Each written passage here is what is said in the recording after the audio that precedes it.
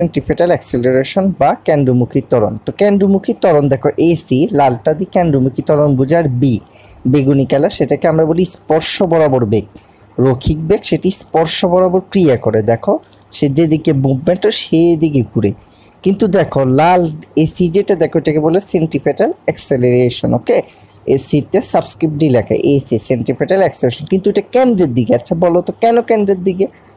কেন্দ্রের দিকে কেন এটা আমরা এখন সহজে বুঝবো। দেখো স্পর্শ বরাবর বেগ তো বুঝো বি, তাহলে আমরা দুইটা পজিশনের বি কে পাই না? একটু দেখো তো, দেখো তো এখানে একটা কণা লাল কণা, দেখো দুইটা বেগ, ঠিক আছে, টিয়া কালার দুইটা বেগ।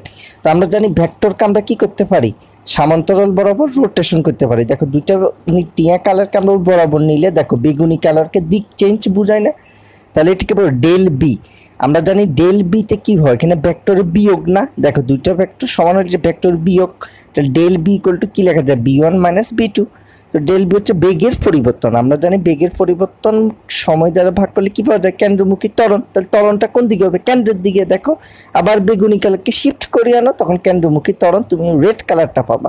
তাই কেন্দ্রমুখী ত্বরণ কেন্দ্রের দিকে থাকে, আর স্পর্শ বরাবর বেগ বাহিরের দিকে থাকে, আর ওদের পরিবর্তনটা কেন্দ্রের দিকে হয়। এটা আমরা পাই ভেক্টরের বিয়োগ সূত্র থেকে। ওকে, ভেক্টরের যোগফলের সূত্রের সাহায্যে বোঝানো যায়। ওকে, সিম্পল।